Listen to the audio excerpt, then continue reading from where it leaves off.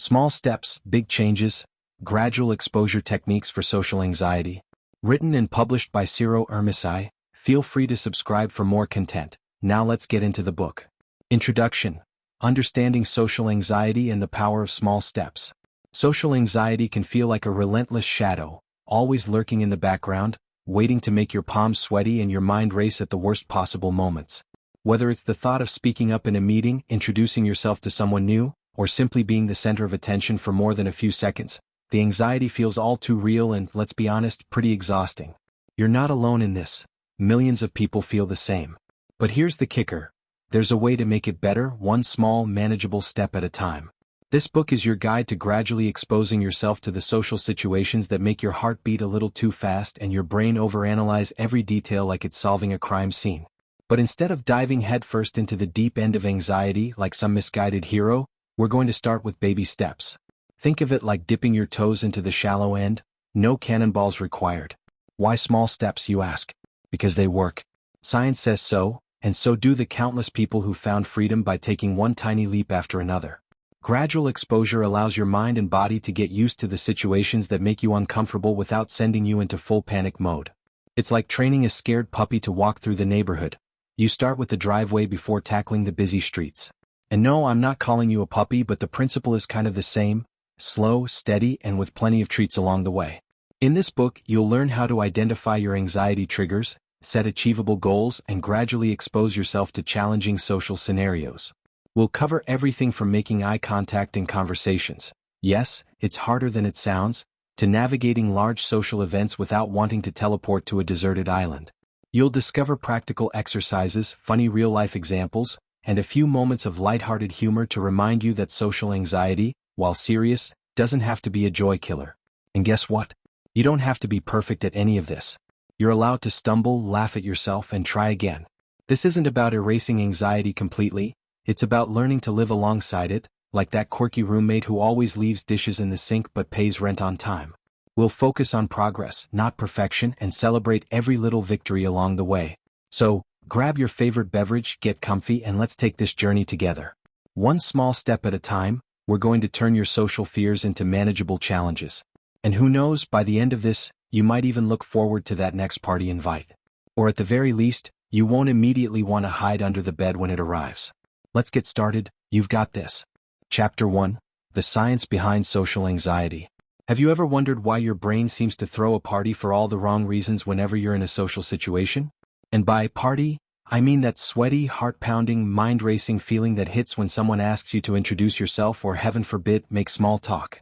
Social anxiety can feel like a complex puzzle where every piece seems designed to make you uncomfortable. But here's the thing, it's not your fault, and more importantly, it's not unchangeable. In this chapter, we'll dig into the nitty-gritty of why social anxiety happens. Understanding the science behind your anxious moments can be like finding the instruction manual to a confusing gadget. It suddenly makes sense and you feel a little less lost. We'll cover why your brain acts like it's facing a lion every time you need to talk to strangers, and why your body seems determined to make social interactions feel like a sprint rather than a stroll. Knowing the why is the first step toward taming the beast, so let's dive in. The biology of anxiety, your brain's overprotective instincts. Imagine your brain as an overzealous bodyguard whose main job is to keep you safe. It's the reason why, back in the day, your ancestors could quickly react to threats like saber-toothed tigers. Fast forward to modern times, and while the tigers are gone, thankfully, your brain still has that same protective mode switched on. Now, instead of fending off wild animals, it's trying to protect you from the perceived danger of social situations, like talking to your boss or making a toast at a wedding. This overprotective reaction is triggered by the amygdala, a small almond-shaped structure in your brain that acts as the command center for emotions, especially fear. When you're about to do something socially nerve-wracking, your amygdala hits the panic button, sending out signals that make your heart race, palms sweat, and thoughts scatter like marbles on a tile floor. It's all part of the fight-or-flight response, a survival mechanism that's useful when you're running from danger but less so when you're just trying to order a coffee. The problem is, your brain doesn't always get the memo that social interactions aren't life-threatening. Instead of calmly assessing the situation, it goes full, danger, Will Robinson, mode at the first hint of discomfort. Understanding this is key because it's not that you're weak, overly shy, or incapable. It's just your brain doing its job a little too enthusiastically. Negative thought loops. when your mind becomes a broken record. Next up, we have your thoughts, which are basically the annoying backseat drivers of your social experiences. Imagine your mind as a radio station that only plays hits from Anxiety FM. The tunes go something like this: they're all staring at you, you're going to say something stupid, or the classic, they probably think you're weird. These aren't just harmless thoughts, they're negative loops that feed into your anxiety, making every social situation feel like a disaster waiting to happen. These thoughts are fueled by something called cognitive distortions, fancy words for the tricks your mind plays on you. You might engage in mind reading, where you assume you know what others are thinking, spoiler, it's never good, or catastrophizing, where you expect the worst outcome from a simple interaction. It's like your brain's running a highlight reel of every awkward moment and turning it into a full-length horror film. The goal isn't to eliminate these thoughts completely because, let's be real, they're not going anywhere overnight, but to recognize them for what they are, mental hiccups, not facts. Once you see them for what they are, they lose a bit of their power. It's like spotting the strings on a puppet show. Suddenly it doesn't seem quite so real. Social anxiety's partners in crime, genetics and environment. If you've ever wondered, why me, you're not alone. Social anxiety doesn't just pop up out of nowhere. It's often a mix of your genetic makeup and your environment. Studies have shown that social anxiety can run in families, which means if your parents or close relatives struggled with it, you might have inherited a predisposition. But before you blame your great-aunt Mildred for your sweaty palms, remember that genetics aren't the whole story. Your environment plays a huge role too. Growing up in a highly critical household, experiencing bullying, or going through embarrassing social moments can all contribute to the development of social anxiety. It's like your brain has been trained over time to expect social interactions to go wrong. And once this expectation sets in, your mind and body start reacting accordingly, creating a vicious cycle where anxiety feeds more anxiety. But here's the silver lining. What's learned can also be unlearned. You're not stuck with these patterns forever. With the right techniques, you can retrain your brain to react differently, dialing down the alarm bells that go off in your head whenever you're faced with a social challenge. The power of small steps. Why gradual exposure works. Gradual exposure is like retraining that overprotective bodyguard brain of yours. Instead of avoiding social situations and letting your anxiety grow stronger, think of it like feeding a gremlin after midnight. You face your fears in small, manageable doses. This might sound a little scary, but it's all about starting with the easy stuff and slowly working your way up. Imagine anxiety as a dimmer switch rather than an on-off button. By gradually exposing yourself to the situations that make you anxious, you're essentially turning down the intensity little by little. This method helps desensitize your brain's over-the-top reactions and shows it that, hey, maybe this whole talking to people thing isn't so bad after all. What to expect moving forward. Throughout this book, we'll guide you through practical steps to face your fears head-on, but always at a pace that feels doable. You won't be thrown into the deep end, promise. And each chapter will build on the last, helping you gain confidence as you go. We'll start small, celebrate your progress, and keep things as light and stress-free as possible. And if a bit of humor sneaks in along the way, just remember, it's all part of making this journey feel a little less like a chore and a little more like a personal adventure. So, now that you know what's happening inside that wonderful, complex brain of yours, let's get started on the practical stuff. One small step at a time, we're going to rewire those anxious circuits and turn social dread into something that, dare we say, might even be a little fun. Chapter 2, Building a Foundation, Self-Assessment and Goal Setting. Before we jump into the nitty-gritty of facing your social fears, let's take a moment to pull out the map and compass. Navigating the landscape of social anxiety without first knowing where you stand is like trying to bake a cake without a recipe. You might end up with something, but it's unlikely to be what you were hoping for. In this chapter, we're going to start by building a solid foundation. This means assessing your current relationship with social anxiety and setting realistic, meaningful goals that will guide your journey.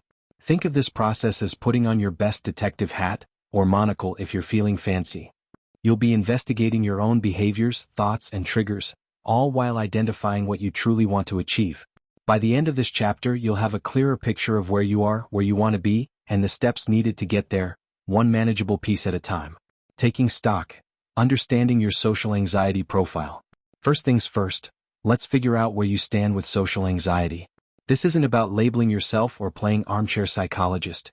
It's about gaining insights into how social anxiety shows up in your life. You might already know that you avoid public speaking like it's the plague, or that you start sweating at the thought of meeting new people, but it's time to go a little deeper. Start by asking yourself these questions. What situations trigger my anxiety the most? Is it large groups, one-on-one conversations, or even the thought of making phone calls?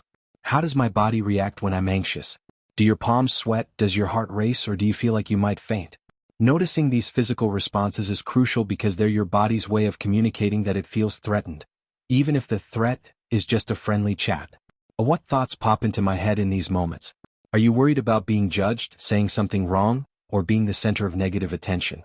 These thoughts often fuel your anxiety fire. What behaviors do I engage in to cope? Do you avoid eye contact, mumble, over-explain, or try to blend into the wallpaper? Recognizing these avoidance tactics is the first step toward changing them. Write down your answers. No one else is going to see them, and being brutally honest with yourself will only help. You might start to see patterns emerging, like realizing that your anxiety isn't just random. It has specific triggers and recurring thoughts. And guess what? That's actually great news, because patterns are something you can work with. Creating your anxiety hierarchy, ranking your fears. Now that you have a clearer sense of how social anxiety manifests for you, it's time to create what's called an anxiety hierarchy. Think of this as your personal ladder of fears, with the least anxiety-provoking situations at the bottom and the scariest ones at the top. This ladder will guide you as you gradually work your way up through exposure exercises in later chapters. To create your hierarchy, list out the situations that make you anxious and rank them from least to most intimidating. For example, low anxiety, making eye contact during a conversation, saying hello to a neighbor, asking a simple question in a small group.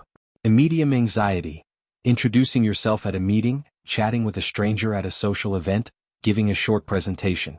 High anxiety, speaking up in a large group, hosting a gathering, or delivering a speech in front of an audience. This hierarchy isn't set in stone. It's a living document that can evolve as you progress. The key is to have a starting point that will guide your exposure exercises. Remember, this isn't about forcing yourself to jump to the top of the ladder overnight. It's about taking it one rung at a time. Setting smart goals, turning ambition into action. With your hierarchy in hand, it's time to set some goals.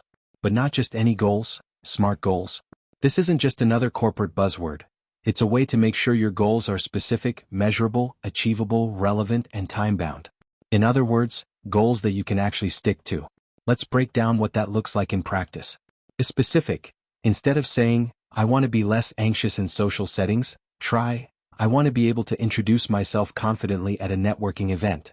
Immeasurable. Define what success looks like.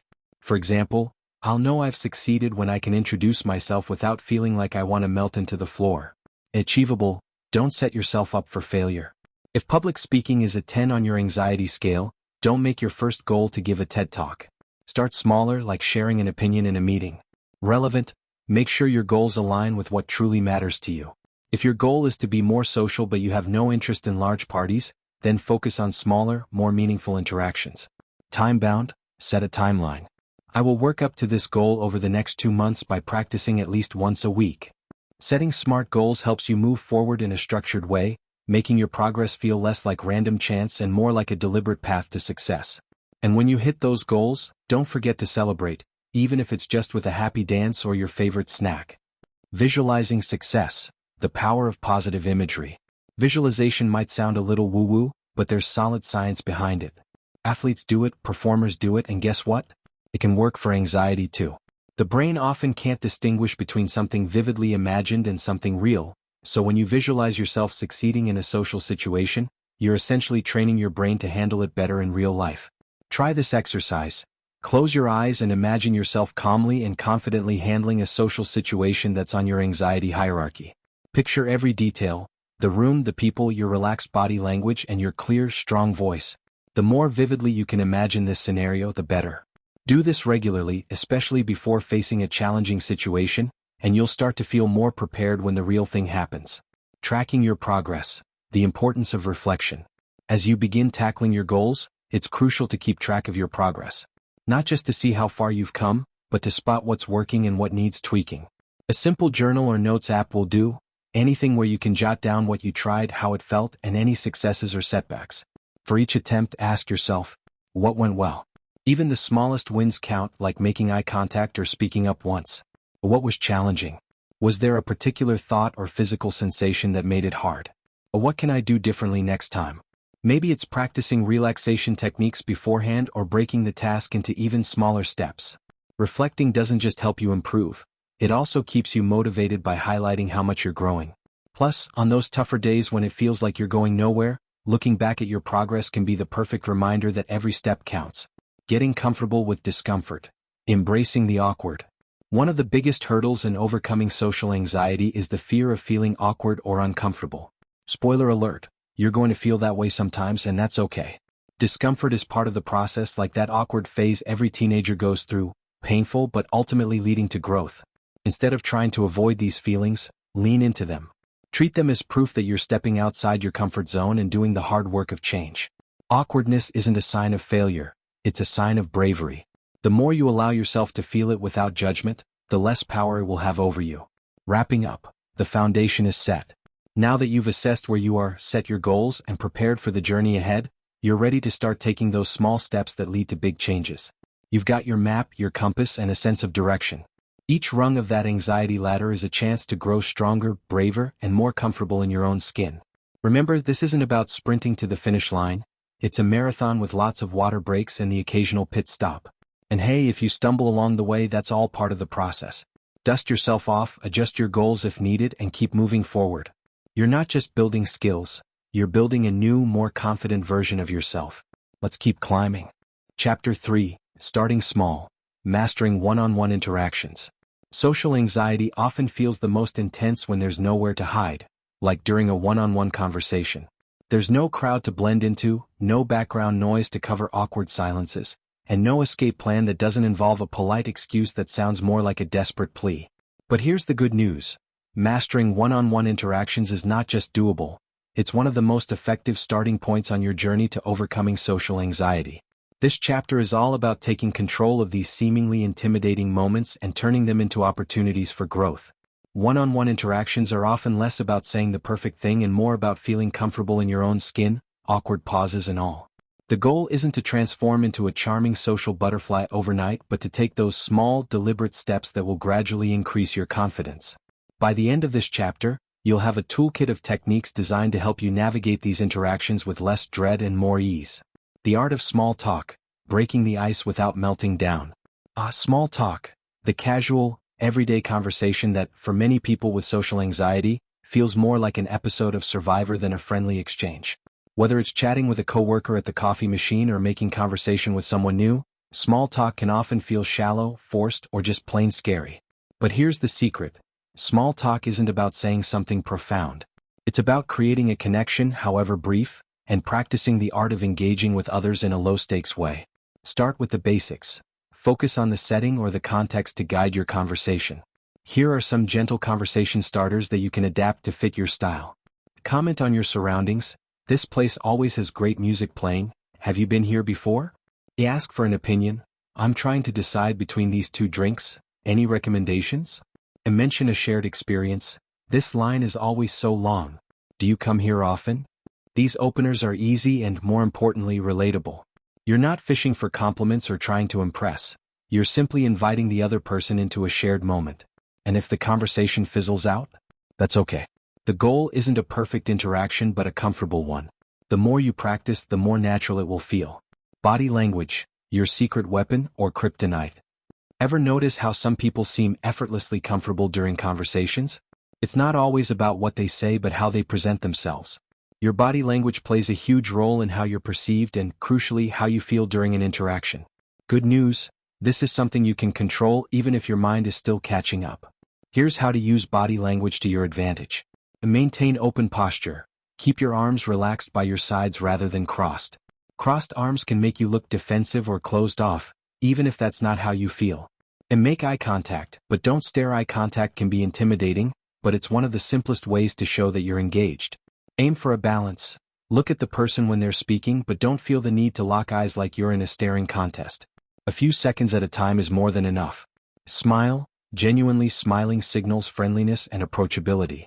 Even a slight smile can break down barriers and make both you and the other person feel more at ease.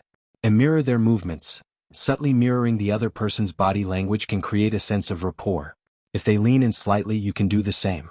It's not about copying but rather syncing up in a way that feels natural. By focusing on these nonverbal cues, you can help put both yourself and the other person at ease. Your body sends messages, even when your words struggle, so use it as a tool to help bridge the gap between nervousness and connection. Listening over speaking, the pressure-free conversation hack. One of the most liberating realizations about one-on-one conversations is this: you don't have to do all the talking. In fact, being a good listener can be your greatest asset. People love talking about themselves, their interests, and their experiences, and when you shift the focus onto them, the pressure on you diminishes. Plus, you'll often find that genuinely listening to someone else can be incredibly engaging and, dare we say, enjoyable. Here's how to become a better listener. Ask open-ended questions. Instead of questions that can be answered with a simple yes or no, ask questions that invite more detail. For example, what do you like most about your job? Or, how did you get interested in that hobby? These questions not only keep the conversation going but also make the other person feel valued. Practice active listening. Show that you're engaged by nodding, making brief comments like, "I see," or, "That's interesting," and occasionally summarizing what they've said with responses like, "So, it sounds like you really enjoy." This shows that you're not just hearing their words but actually processing them. Resist the urge to plan your response. One of the common pitfalls in anxious conversations is focusing on what you'll say next instead of actually listening. It's like watching a movie while reading the plot summary, you miss the real action. Try to stay present and trust that the right response will come naturally. When you focus more on listening, you'll notice the pressure to be witty or interesting fades away. You're not the star of the show, you're the audience, and that's a far less stressful role to play. Handling silences. Making friends with the awkward pause. If there's one thing that can turn an otherwise pleasant conversation into a sweaty-palmed ordeal, it's the dreaded awkward silence. That moment when the flow of conversation grinds to a halt and you're left staring at each other, desperately searching for something, anything to say. But here's a fun fact. Silences aren't as awkward as you think, they're just moments between thoughts. Instead of panicking when the conversation lulls, use these pauses as a chance to reset. Take a breath, smile, and think of the silence as a natural rhythm of communication. Not every conversation has to be a constant stream of chatter, and a little quiet can actually create space for more meaningful exchanges. If you need to break the silence but aren't sure how, try returning to a previous topic or introducing a new one with a light comment. Something like, "Anyway, you were saying," or, "Oh, that reminds me," can bridge the gap and get the conversation flowing again. Remember, it's not about filling every second with words, it's about feeling comfortable enough to let the conversation breathe. Managing your inner critic. Quelling the post-conversation analysis.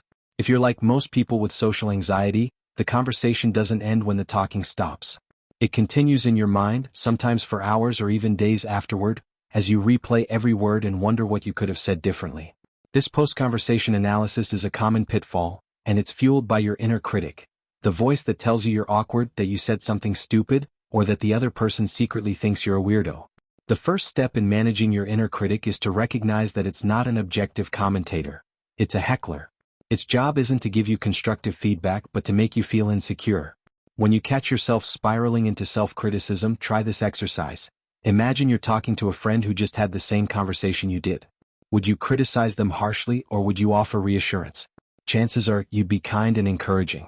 Give yourself that same grace. Another helpful tactic is to challenge your thoughts directly. Instead of accepting your inner critic's narrative as the truth, ask yourself if there's any real evidence to back it up. Did the other person seem engaged? Did they smile or respond positively? Often you'll find that your critic's perspective is skewed, and the reality is far kinder than your mind would have you believe. Reframing mistakes, turning missteps into learning moments. No one has flawless conversations all the time, not even seasoned public speakers or the world's most charming people. Mistakes, misunderstandings, and awkward moments are part of the human experience, and they don't define your worth or social abilities. Instead of seeing every conversational hiccup as a disaster, try reframing them as opportunities to learn. Let's say you said something that didn't land quite right, or you stumbled over your words. Instead of beating yourself up, ask yourself, what can I learn from this? Maybe you realize that you need to slow down when you speak, or perhaps you notice that you jumped into a topic too quickly. Each conversation is a mini experiment, and every misstep is just data that helps you refine your approach next time. The goal isn't to eliminate mistakes but to embrace them as part of your growth process. Celebrate the fact that you're putting yourself out there, mistakes and all, and remember that every conversation, no matter how it goes, is a step forward. Wrapping up, one conversation at a time. Mastering one-on-one interactions isn't about becoming the life of the party or dazzling everyone you meet with your wit and charm. It's about building comfort and confidence in the smallest, simplest social exchanges. It's about realizing that every conversation is a chance to practice, grow, and become just a little bit more at ease with yourself and others. As you continue to engage in one-on-one conversations, remember that perfection isn't the goal, connection is. Each interaction, no matter how brief or seemingly insignificant, is a valuable step on your journey. You're not just learning to talk to others, you're learning to talk to yourself with kindness, patience, and a willingness to keep trying no matter what. Keep these techniques in your back pocket, and don't be afraid to use them whenever you need a little boost. You've got this, one conversation at a time. Chapter 4. Expanding your comfort zone. Speaking up in small groups. If there's one thing that can make your heart race faster than a triple shot of espresso, it's speaking up in a small group. Whether it's a casual get-together with friends, a team meeting at work, or a lively family dinner, the dynamics of a small group can feel intimidating. Suddenly there's more than one set of eyes on you and the stakes feel higher. But here's the good news. Small groups are actually the perfect training ground for building your social confidence. They're more intimate than a large crowd but not as intense as one-on-one interactions, making them an ideal next step on your journey. This chapter is all about expanding your comfort zone in small group settings.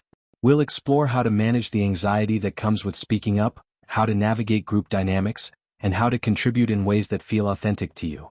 By the end of this chapter, you'll have a range of strategies to help you not just survive, but thrive in these social scenarios. Understanding group dynamics. Why small groups feel so big.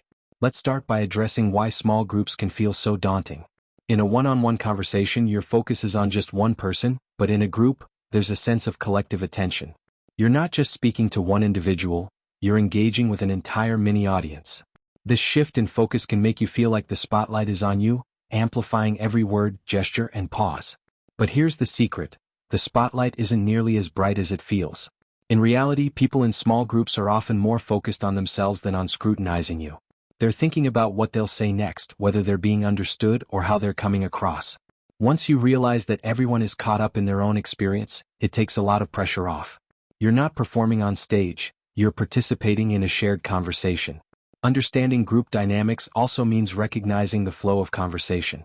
Groups tend to have their own rhythm with discussions that ebb and flow naturally. Sometimes you'll have a lot to say, other times you'll just listen. Both roles are equally important, and knowing when to jump in and when to sit back is a skill that comes with practice. Starting small, finding your voice in a group setting. One of the most challenging aspects of speaking up in a group is knowing when and how to insert yourself into the conversation. It can feel like trying to merge into traffic during rush hour. Everyone's already moving and you're just trying not to cause a pileup. But just like with traffic, there's a way to ease in without feeling like you're crashing the party. Start by observing the group's flow. Notice how people take turns, who tends to speak more, and when natural pauses occur. Use these pauses as opportunities to make your move. You don't need to dominate the conversation or have the most groundbreaking insight, you just need to add something no matter how small. Here are some gentle entry points. Echoing or agreeing. If someone makes a point you resonate with, chime in with a simple, I agree, or, that's a great point. This shows engagement and gets you used to the rhythm of speaking up. Adding on, build on what someone else has said. I've noticed that too, and I also think, this way you're contributing without having to introduce a brand new topic. Asking questions. Questions are a fantastic way to engage without feeling the pressure to make a statement. That's interesting. How did you come up with that idea? Or, can you explain more about what you mean? Not only does this keep the conversation going, but it also shifts the focus back to the other person. The goal here isn't to have a perfectly timed, polished contribution. It's about getting comfortable with the act of speaking up, even if it's just a sentence or two. Each small step helps you build momentum, making it easier to participate the next time. Managing the fear of judgment. Reframing how you see yourself. One of the biggest barriers to speaking up in groups is the fear of being judged. You might worry that your comments will be seen as silly, irrelevant, or that you'll somehow embarrass yourself. But here's a reality check. Most people aren't critiquing your every word. In fact, they're often just happy you're contributing, and they're far more forgiving than your anxious mind would have you believe. To manage the fear of judgment, start by reframing how you see yourself in these interactions. Instead of focusing on what others might think, shift your attention to what you're bringing to the table. Remember that your perspective is valuable, even if it's different or not as polished as you'd like. You're there to connect, not to impress. If you find yourself ruminating on what others might be thinking, try this exercise. Imagine you're in the audience listening to someone else who is speaking up. Would you be judging their every word, or would you be appreciating their willingness to share? Most likely you'd be supportive or neutral at worst. Apply that same mindset to yourself. You're not there to deliver a TED Talk, you're simply engaging in a conversation.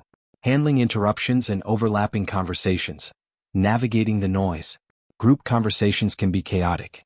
People talk over each other, interruptions happen, and sometimes it feels like a verbal wrestling match just to get a word in. If you're already feeling anxious, this dynamic can make you want to retreat rather than engage. But instead of seeing interruptions as a personal affront, recognize them as a natural part of group communication. Here are some ways to handle interruptions without losing your cool. Stay calm and patient. If someone cuts you off, take a breath and let them finish. When there's a pause, you can jump back in by saying, "As I was saying," or "just to finish my thought." This shows confidence without being confrontational. Assert your space. Gently, if you're struggling to get a word in, it's okay to use a little assertiveness. "I'd love to add something here," or "I have a quick thought on that," can help you carve out a moment to speak. Keep it light. If the conversation is moving too fast, don't be afraid to make a light comment about it. "Wow, this is a lively discussion," can break the tension and give you a moment to reset. Remember, interruptions aren't a reflection of your value in the conversation. They're just part of the messy, wonderful reality of human communication. Reading the room, tuning into group energy. One of the keys to feeling more comfortable in small groups is learning to read the room. This means paying attention not just to what's being said but also to the group's overall vibe. Are people energized or more subdued? Is the conversation lighthearted or serious? Tuning into these cues can help you gauge how to contribute in a way that feels natural. For example, if the group is joking around, don't feel pressured to make a grand statement. A simple comment or chuckle can be enough. On the flip side, if the mood is more reflective, you might feel more comfortable sharing a thought or asking a deeper question. The more you practice reading the room, the better you'll get at finding your place within the group's dynamic. Using your strengths, playing to what you do best. It's easy to feel overwhelmed in a group if you're trying to fit into a mold that doesn't suit you. But here's a thought. Instead of forcing yourself to be something you're not, why not play to your strengths? Maybe you're a great listener, a thoughtful observer, or someone who asks insightful questions. Whatever your natural tendencies are, use them as your entry point into the conversation. For instance, if you're not comfortable being the loudest voice, you don't have to be. You can offer quieter, more deliberate contributions that still carry weight. If you're good at connecting ideas, be the one who ties different threads of the conversation together. Your strengths are what make you unique, and they're just as valuable as any other type of contribution. Practicing self-compassion. It's okay to be nervous. Even with all the tips and tricks, speaking up in a group can still be nerve-wracking. And that's okay. It's perfectly normal to feel anxious, to stumble over your words, or to feel like you could have said something better. The important thing is to be kind to yourself in these moments. You're not failing, you're learning.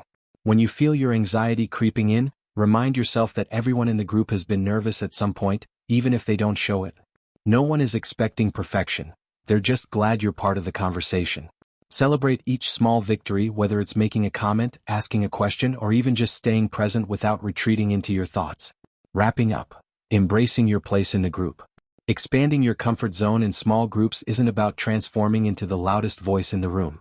It's about finding your own rhythm, speaking up when you feel ready, and recognizing that your presence matters, even if you don't have all the answers. Each time you engage, you're chipping away at the walls that anxiety has built, making room for connection, understanding, and growth. Remember, it's okay to start small.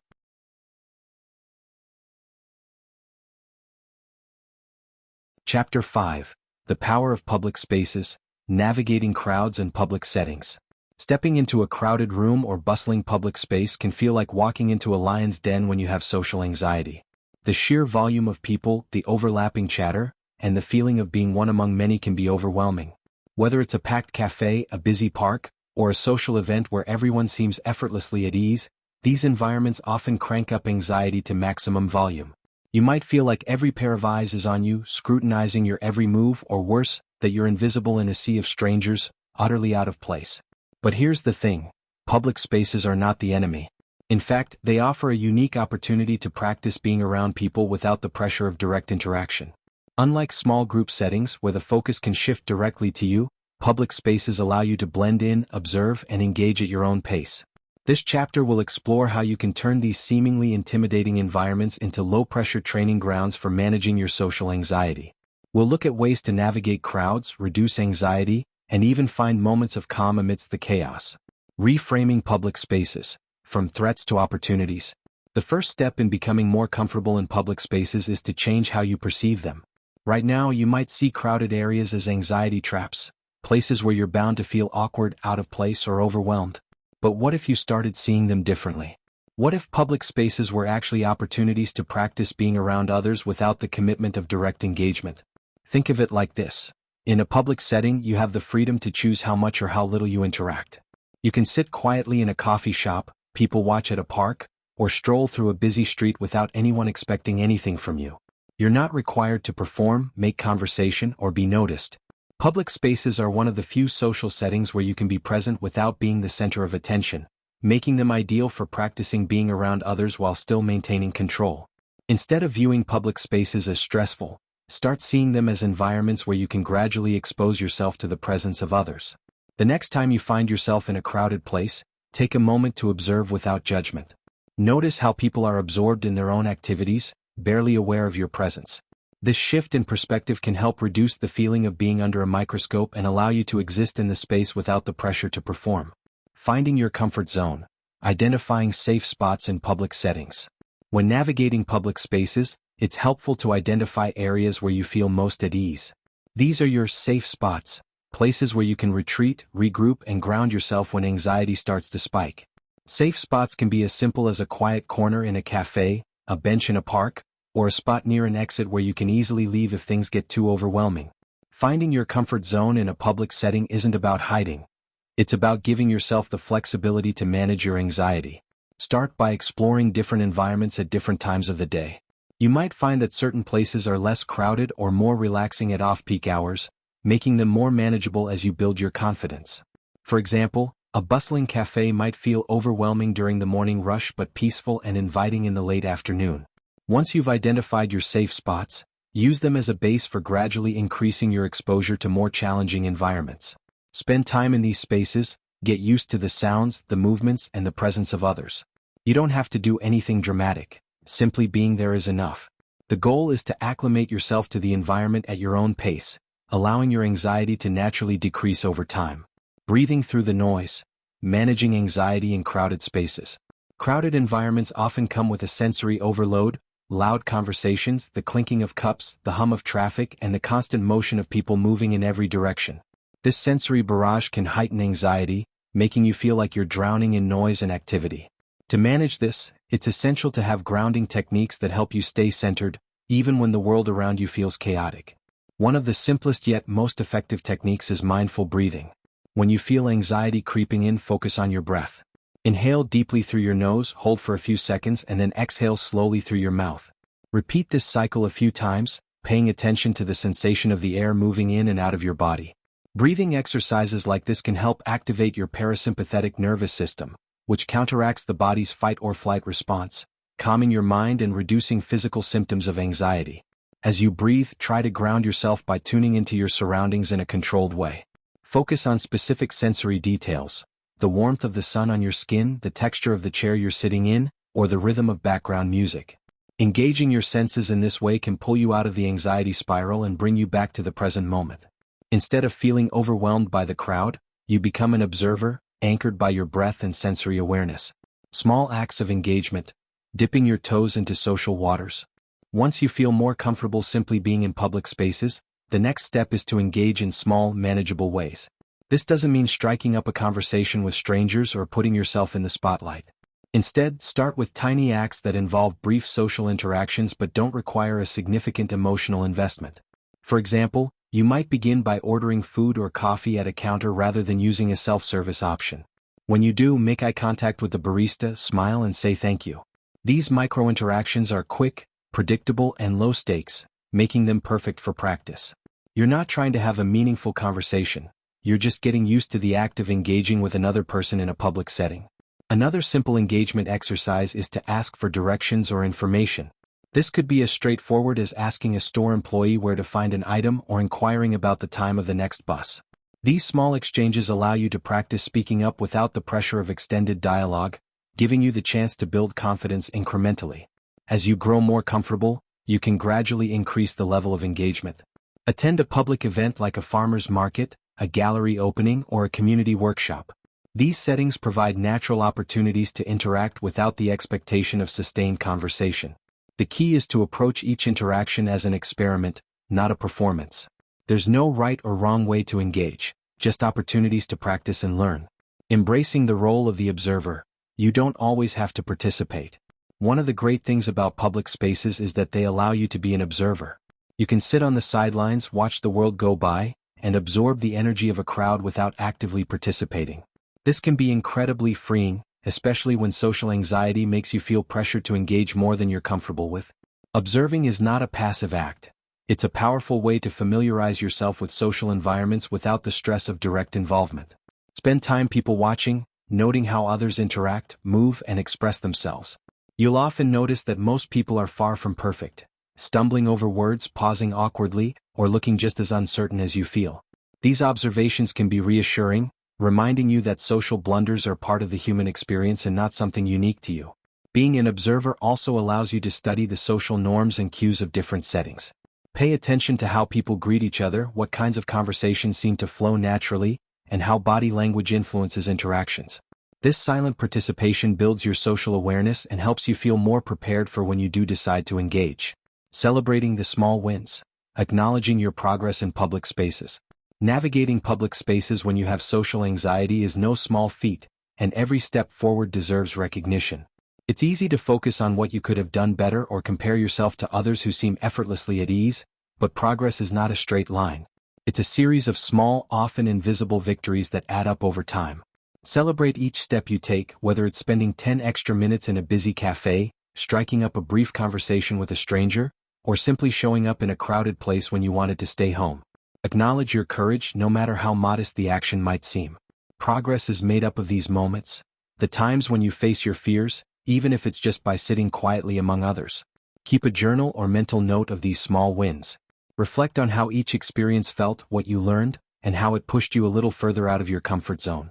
Over time, these reflections become a powerful reminder of your growth and resilience. You're not just surviving public spaces. You're reclaiming them as places where you can exist comfortably, even joyfully. Wrapping up. Reclaiming your place in the world. Public spaces can be daunting, but they also hold immense potential for transformation. They're where life happens, where people gather, connect, and share the simple, everyday moments that make up our human experience. By gradually exposing yourself to these environments, you're not just learning to tolerate them, you're learning to reclaim your place within them. Remember, it's okay to start small. Find your safe spots, practice your grounding techniques, and take tiny steps toward more engagement. Be kind to yourself as you navigate these challenges, and don't forget to celebrate each moment of bravery. You're not alone in your journey, and every time you show up, you're building the foundation for a more confident, connected future. Keep going. The world is waiting, and it's got a spot just for you. Chapter 6. Conversations with Strangers. Turning Anxiety into Opportunity. The idea of talking to strangers often triggers a unique kind of social anxiety. Whether it's chatting with someone in line at the grocery store, striking up a conversation at a party, or simply making small talk with a new colleague, the unpredictability of interacting with someone you don't know can feel like stepping into uncharted territory. Strangers are, by definition, unknown, and the fear of making a misstep, saying the wrong thing, coming off as awkward, or just plain freezing up, can keep you locked in a cycle of avoidance. But here's the truth. Every conversation with a stranger is an opportunity.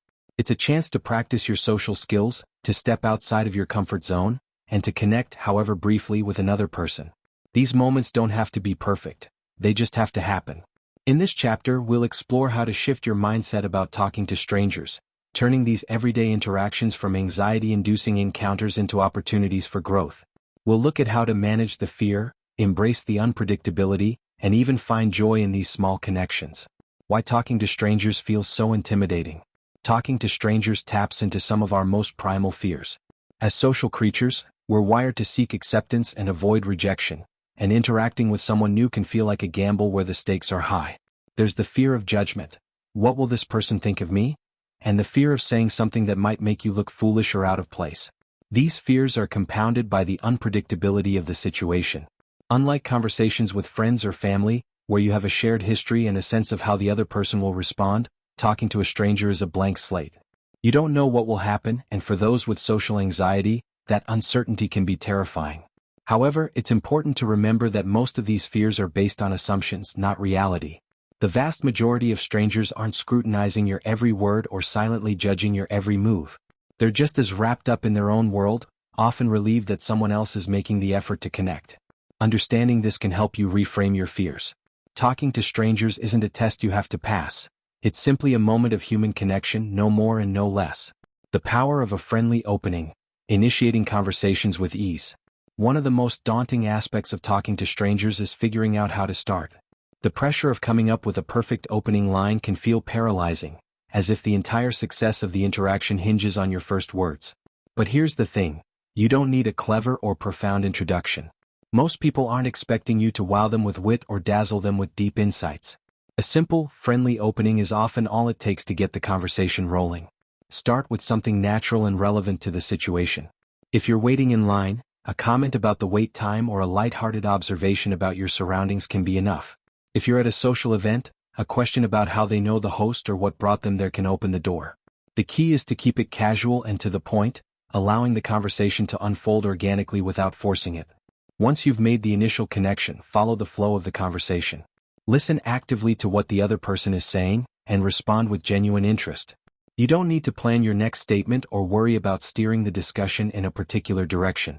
Just be present, respond naturally, and let the interaction evolve. Remember, it's not about impressing the other person. It's about creating a moment of shared dialogue. Embracing awkwardness, turning missteps into connection. One of the biggest fears in talking to strangers is the possibility of awkwardness. Maybe you say something that doesn't quite land, or there's an uncomfortable pause where neither of you seems to know what to say next. These moments can feel excruciating, especially when your anxiety starts to amplify every perceived misstep. But awkwardness, as uncomfortable as it might feel, is a natural part of conversation. It's something that everyone experiences regardless of how confident or socially skilled they might appear. Instead of trying to avoid awkwardness at all costs, learn to embrace it. Awkward moments aren't failures. They're simply part of the ebb and flow of human interaction. If you stumble over your words or hit a conversational dead end, it's okay to acknowledge it with a lighthearted comment or a smile. Well, that didn't come out right, or, I totally lost my train of thought, can diffuse the tension and turn what feels like a blunder into a relatable human moment. When you own the awkwardness instead of trying to hide it, you not only put yourself at ease but often make the other person more comfortable too. It's also helpful to remember that most people are far more forgiving of conversational missteps than we give them credit for. They're not cataloging your every mistake, they're often just glad you're making the effort. By normalizing awkwardness, you free yourself from the unrealistic expectation of perfect conversations and open the door to more authentic connections. Navigating the fear of rejection. Reframing negative responses. Rejection, even in its mildest forms, can feel like a personal affront when you have social anxiety. Whether it's a curt response, an uninterested glance, or someone simply not engaging in the way you'd hoped, these experiences can sting. But here's a crucial mindset shift. Not every interaction is going to be a winner, and that's okay. People have their own moods, distractions, and reasons for responding the way they do, most of which have nothing to do with you. Reframe rejection as a neutral event rather than a personal failure. If someone doesn't respond warmly or cuts the conversation short, it doesn't mean you did something wrong. They might be having a bad day, feeling shy themselves, or simply not in the mood to chat. Their response is a reflection of their own world, not a judgment on your worth or conversational skills. Treat each conversation as an experiment rather than a test. You're not aiming for a perfect outcome. You're simply practicing the art of connecting. Sometimes it will go well and sometimes it won't, but each interaction is valuable in its own right. Even the less than ideal conversations teach you something about yourself, about others, and about how to navigate the unpredictable terrain of social interaction. Focusing on the other person, shifting the spotlight away from yourself. One effective way to ease the pressure of talking to strangers is to shift your focus from yourself to the other person. Social anxiety often amplifies self-consciousness, making you hyper-aware of your own words, actions, and perceived flaws. But when you direct your attention outward, you not only take the heat off yourself but also create a more engaging interaction. Start by showing genuine curiosity. Ask open-ended questions that invite the other person to share more about themselves. People love talking about their interests, experiences, and opinions, and when you show interest, it naturally keeps the conversation flowing. As you listen, look for common ground or points of interest that you can build on. This approach not only makes the conversation feel more effortless but also deepens the connection by making the other person feel seen and heard. By focusing on the other person, you also give your anxious mind a task to focus on, being present and engaged. This active listening keeps you from getting lost in your own self-doubt or overthinking, grounding you in the moment and helping the conversation feel more natural. The value of brief connections. Not every conversation needs to be profound. One of the misconceptions about talking to strangers is that every conversation needs to be meaningful or memorable. But the truth is, brief, everyday interactions are just as valuable as deep, soul-searching dialogues. A quick chat with a cashier, a friendly exchange with a fellow commuter, or a passing comment to a neighbor might seem insignificant, but these small moments add up. They're like social exercise, short, low-pressure workouts that strengthen your confidence over time. When you approach these brief connections with the mindset that they don't have to lead anywhere or mean anything beyond the moment, it reduces the pressure. You're not trying to make a new best friend or have a life-changing conversation. You're simply engaging with the world around you in small, manageable ways. And often, it's these fleeting, light-hearted interactions that remind us of the simple joy of human connection. Embrace the idea that not every conversation needs to have a purpose or a perfect ending. Sometimes it's enough just to share a smile, exchange a few words, and go about your day. These tiny acts of connection not only help desensitize you to the fear of talking to strangers but also enrich your everyday life in ways you might not expect. Turning anxiety into opportunity, redefining success in conversations. Success in conversations with strangers isn't about dazzling them with your charm or leaving a lasting impression. It's about showing up, taking the risk to engage, and being willing to navigate whatever comes your way. Each time you step outside of your comfort zone, no matter how the conversation unfolds, you're pushing back against the anxiety that tries to keep you small. That's worth celebrating. Redefine success not as the outcome of the interaction but as the act of trying. The very fact that you initiated a conversation, stayed present through the awkwardness, or simply didn't shy away is a victory in itself. These moments of bravery, however small, are the building blocks of greater confidence. You're proving to yourself that you can handle the uncertainty, the unpredictability, and even the occasional misstep. The more you practice, the more these conversations will start to feel like opportunities rather than threats. Opportunities to learn, to connect, and to experience the world in a richer, more engaged way. You'll begin to see strangers not as potential sources of judgment but as fellow travelers in this shared human experience, each of them navigating their own anxieties and uncertainties. Wrapping up. Embracing the unknown, one stranger at a time. Talking to strangers is one of the most powerful ways to expand your social comfort zone. It's a practice in embracing the unknown, in stepping beyond the familiar confines of your social circle and allowing yourself to engage with the broader world. Every interaction, no matter how brief or seemingly insignificant, is a chance to practice being present, to connect, and to turn anxiety into opportunity.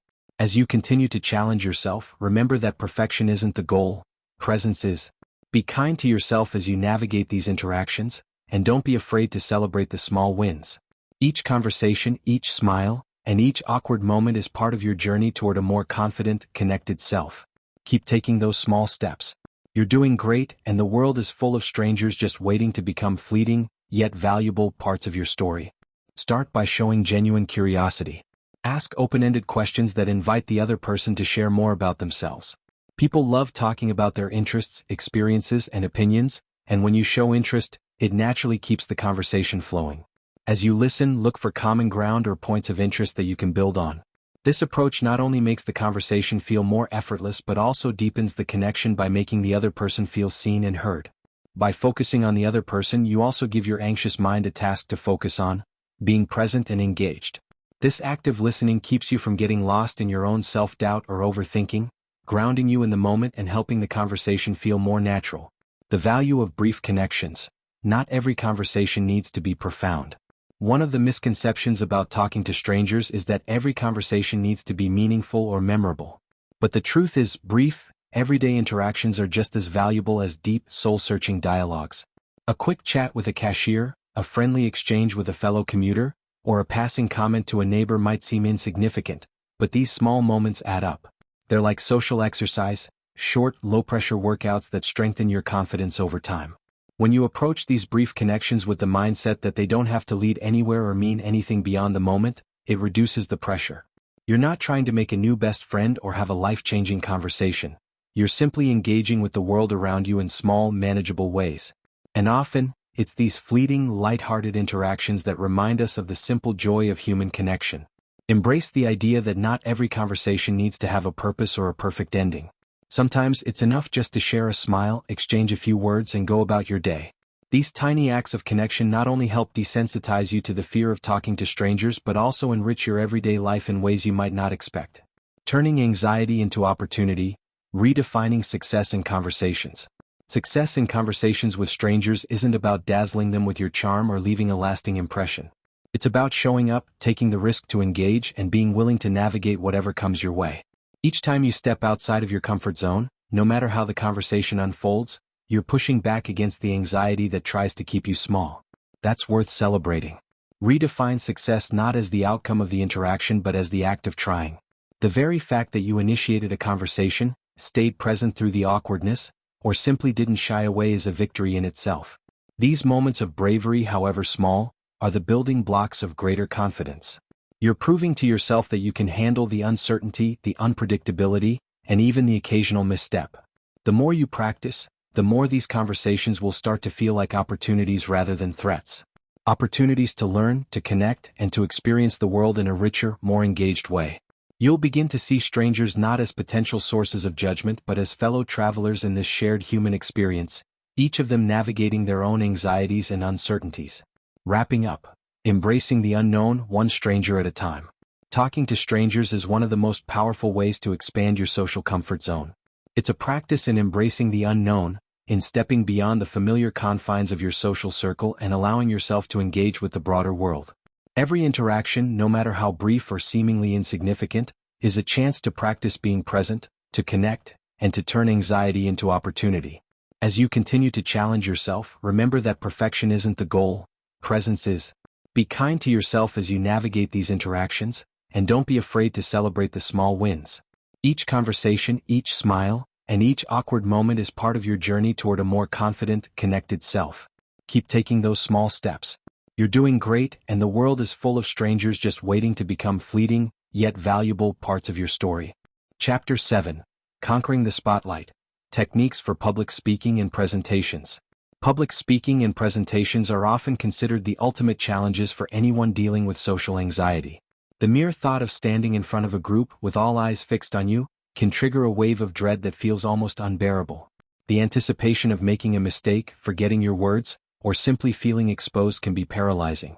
It's as if you're not just speaking, you're performing, with every word and gesture subject to scrutiny. But while these fears are deeply rooted, they're not insurmountable. In fact, public speaking doesn't have to be a source of terror. It can become an empowering opportunity to express yourself, share your ideas, and even connect with others on a profound level. In this chapter, we'll explore how to reframe your approach to public speaking and presentations. We'll look at strategies for managing the anxiety that comes with being in the spotlight, practical techniques for preparing and delivering your speech, and ways to handle the unexpected moments that inevitably arise. Whether you're speaking in a meeting, giving a presentation at work, or simply sharing your thoughts in a group setting, these tools will help you transform fear into confidence. Understanding the fear. Why public speaking feels so personal. Public speaking anxiety isn't just about the act of speaking, it's about the feeling of being seen. When you're in the spotlight, the sense of exposure can trigger a primal fear, one that's deeply tied to our human need for acceptance and belonging. There's a vulnerability in putting yourself out there, sharing your ideas, and risking the possibility of rejection or criticism. It's as if every word you speak is a window into your inner world, open to the judgment of others. But the reality is often far less dramatic than our fears make it out to be. Most audiences are not eagerly waiting for you to mess up. They're generally supportive, empathetic, and more forgiving than you might imagine. They're not there to judge you harshly but to hear what you have to say. Understanding this dynamic is crucial because it shifts the narrative from one of danger to one of connection. You're not being scrutinized. You're being given an opportunity to share something of value, however big or small. Recognizing that your fear is rooted in a need for acceptance rather than a reflection of your abilities can help you approach public speaking with more compassion for yourself. It's okay to feel nervous. It's okay to have doubts. But those feelings don't define you, nor do they dictate your ability to speak in front of others. They're simply part of the process, an emotional hurdle that you can learn to manage and, over time, overcome. Preparation. Building confidence before you even step up. One of the most effective ways to reduce public speaking anxiety is through thorough preparation. The more prepared you feel, the less room there is for anxiety to take over. Preparation isn't just about memorizing your speech. It's about familiarizing yourself with your material, understanding your audience, and building a sense of ownership over your message. When you know your content inside and out, you're not just reciting words, you're sharing knowledge, experiences, or insights that are uniquely yours. Start by getting clear on the purpose of your presentation. What is the main message you want to convey? What do you want your audience to take away from your talk? Focusing on these core objectives can help you stay centered and guide the structure of your presentation. Break your speech into clear sections: an engaging introduction, the main points you want to cover, and a concise conclusion that reinforces your message. This structure not only helps you stay organized but also makes your presentation more digestible for your audience. Practice is a critical component of preparation. It's not about achieving perfection but about getting comfortable with the rhythm and flow of your speech.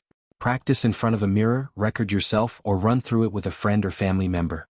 The goal is to become familiar with the material, allowing your words to come more naturally when it's time to present. As you practice, pay attention to areas where you might stumble and make adjustments to ensure that you feel confident at every stage of your talk. Visual aids such as slides or props can also be helpful tools. They not only serve to reinforce your message but also shift some of the audience's attention away from you and onto the visuals.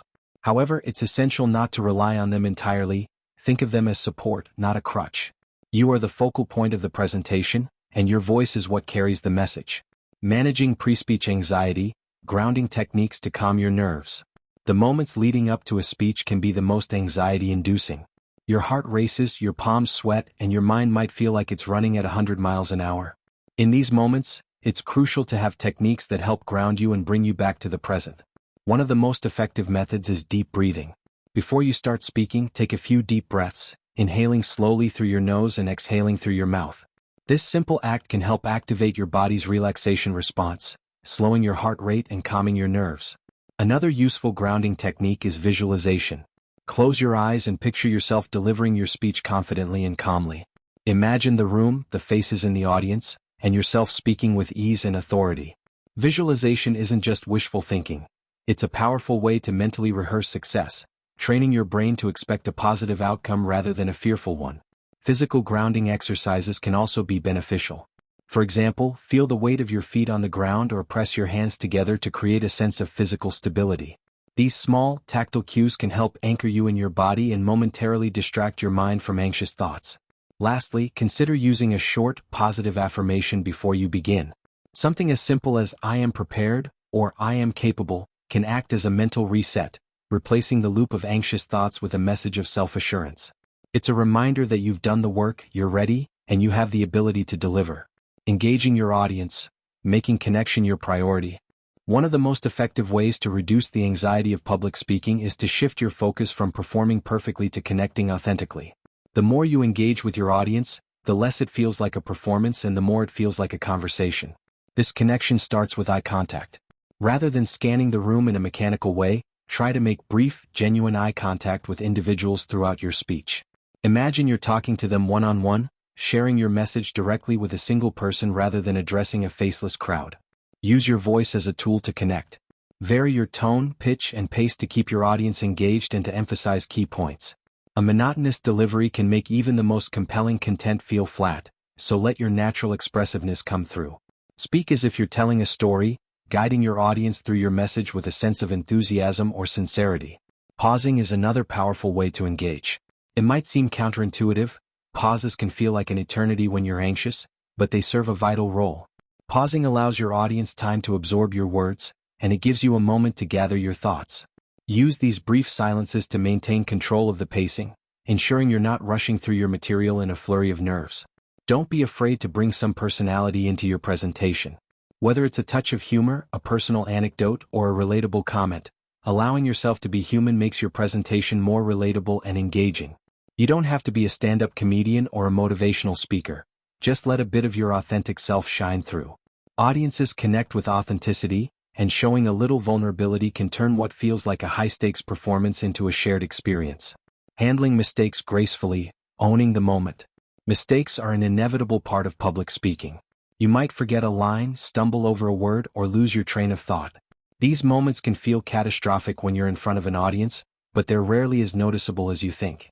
The key is not to panic or to let a small misstep derail your entire presentation. Instead, acknowledge the mistake with a sense of calm and move on. If you lose your place, take a breath and glance at your notes or slide. If you misspeak, correct yourself casually and continue. Audiences are generally forgiving and more interested in your overall message than in any minor errors. In fact, handling mistakes gracefully can actually endear you to your audience. It shows that you're human just like them, and that you can keep going even when things don't go perfectly. It's helpful to have a few recovery strategies in your back pocket.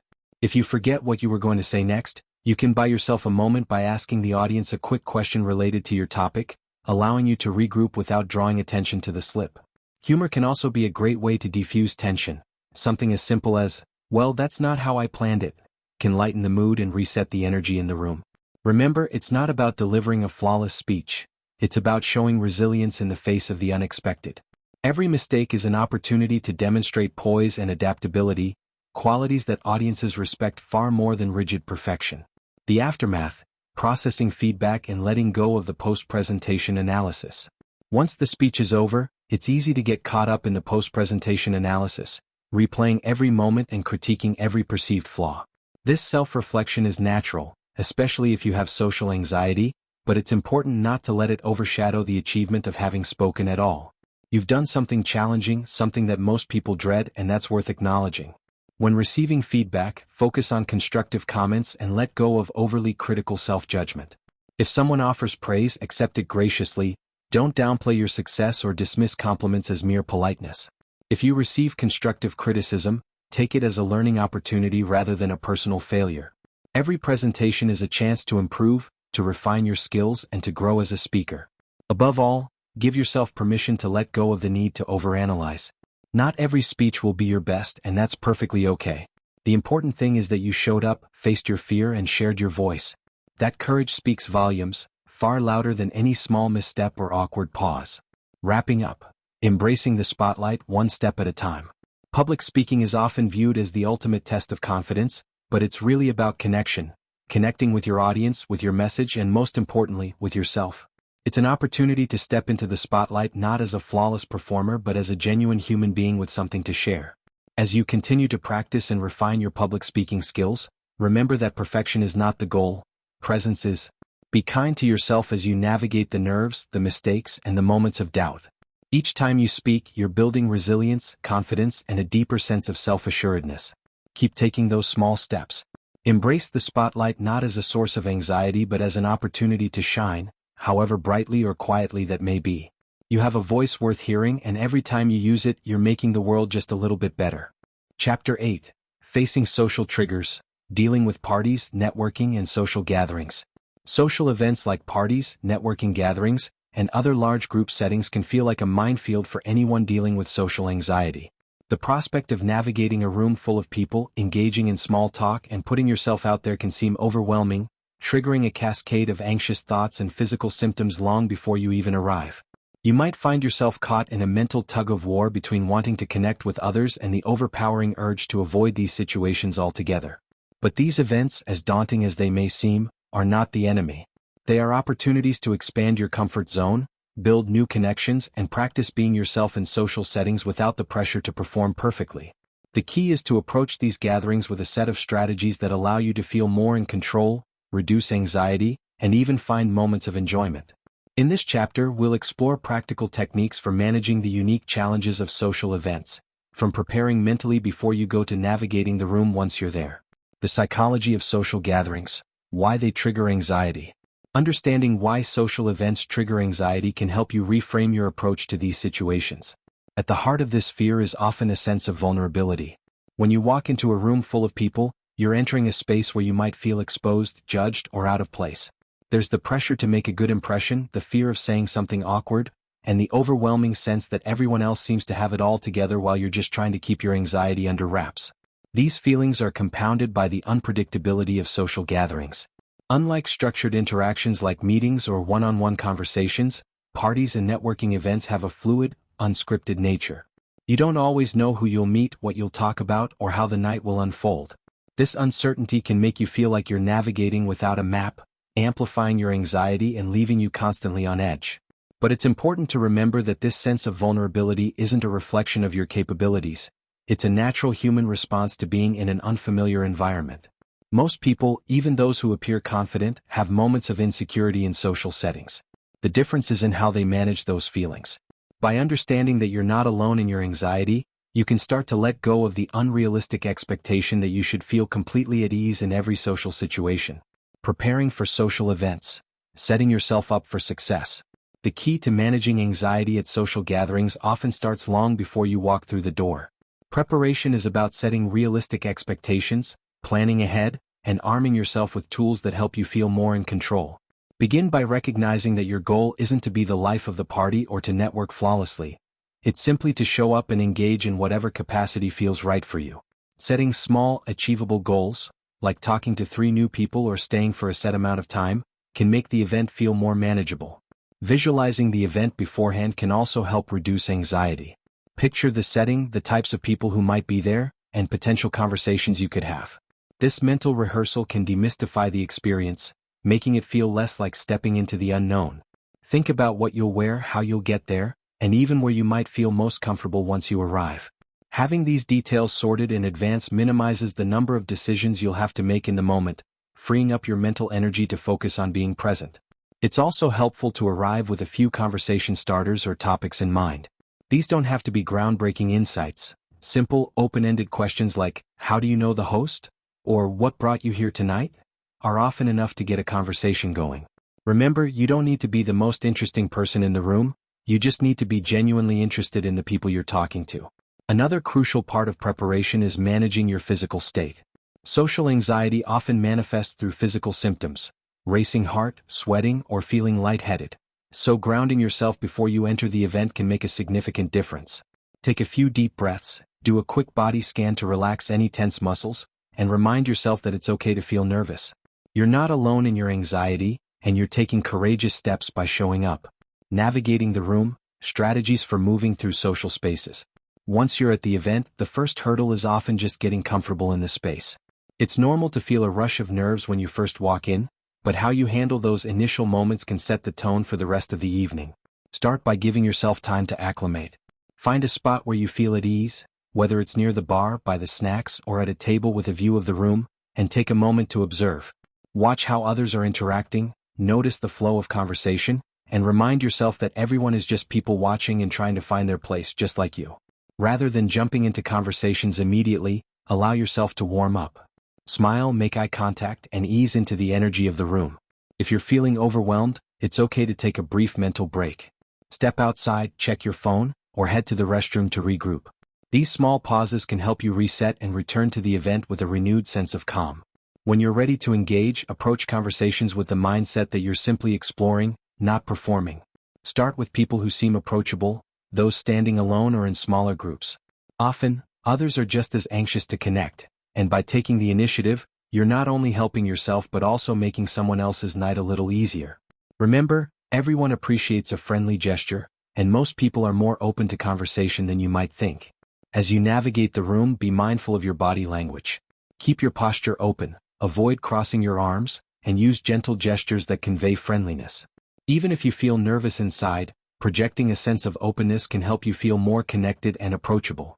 Your body language often speaks louder than your words, so aligning your physical presence with your desire to connect can significantly reduce the internal tension of social anxiety. Handling small talk, turning surface conversations into meaningful interactions. Small talk often gets a bad rap, especially when you have social anxiety. It can feel superficial, awkward, or like a necessary evil just to get to the real conversation. But small talk serves an important purpose. It's a social bridge, a way to ease into deeper dialogue without the pressure to be profound. Instead of seeing small talk as a chore, try to reframe it as an opportunity to find common ground, share a light moment, or simply enjoy the flow of conversation. One way to make small talk feel less daunting is to focus on active listening. Rather than worrying about what you're going to say next, immerse yourself in what the other person is sharing. Nod, smile, and respond with genuine interest. Your attention doesn't have to be perfect, it just has to be present. When you listen with intention, you naturally create a more engaging and relaxed conversation, allowing the dialogue to unfold more naturally. It's also helpful to ask follow-up questions. If someone mentions their job, ask what they enjoy most about it. If they talk about a recent trip, ask about their favorite part. Follow-up questions show that you're engaged and provide the other person with a chance to share more, taking some of the pressure off you to keep the conversation going. Remember, you don't need to carry the whole dialogue on your shoulders. Conversations are a two-way street, and your role is simply to participate. If you find yourself in a lull or an awkward silence, resist the urge to panic. Silences are a normal part of conversation and don't necessarily signal failure.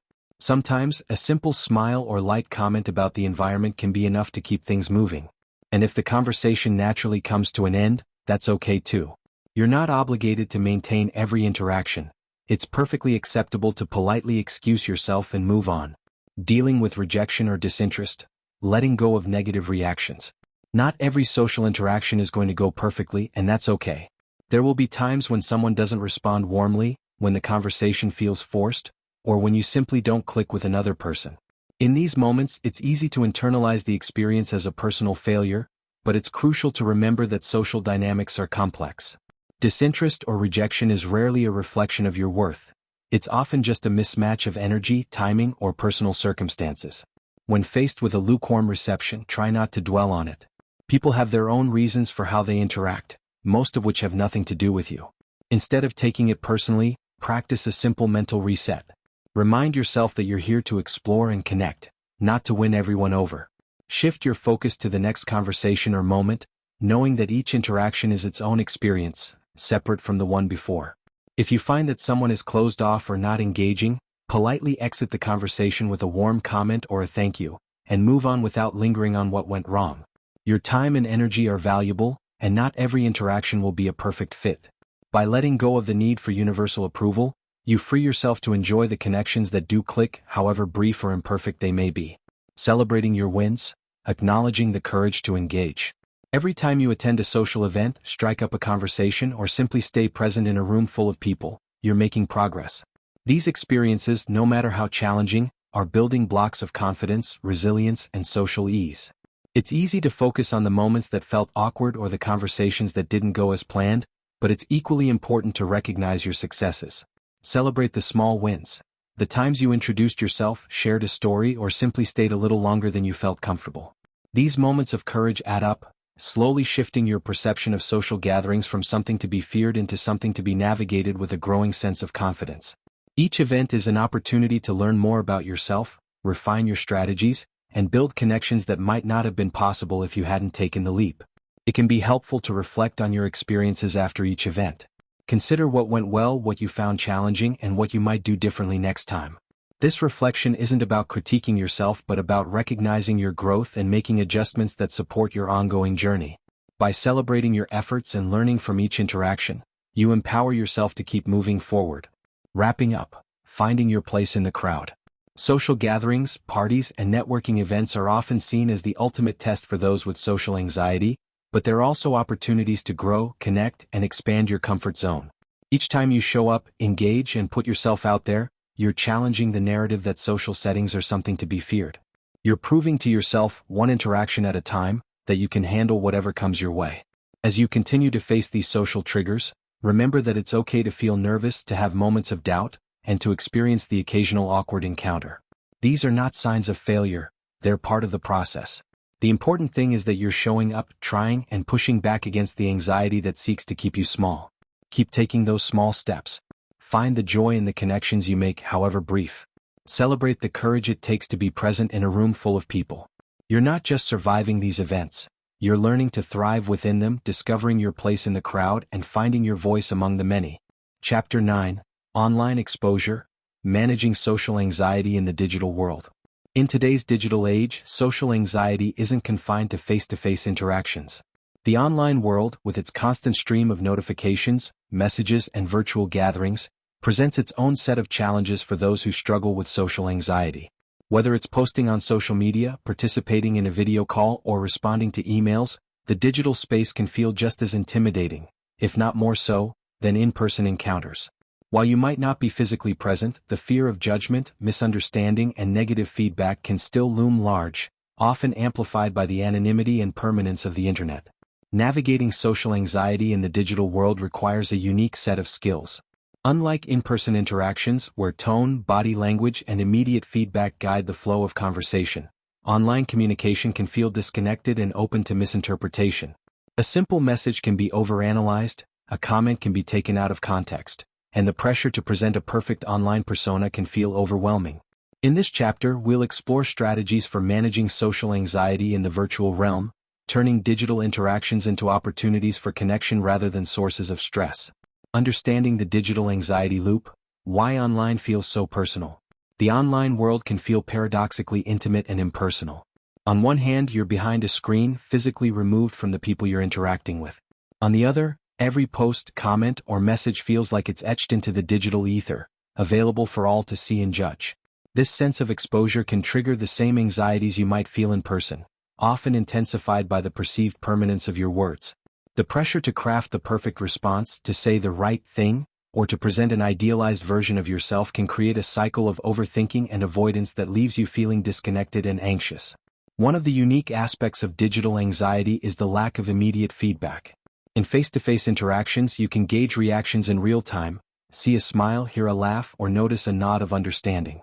Online, however, you're often left waiting, wondering how your message was received or if it was seen at all. This delay can lead to endless replays of what you said, how it might have come across, and whether you made a misstep. The result is a loop of anxiety that keeps you second-guessing yourself long after you've hit send. It's important to recognize that much of this anxiety is rooted in assumptions rather than reality. Just as in person, people online are often wrapped up in their own worlds, their own concerns, and their own anxieties.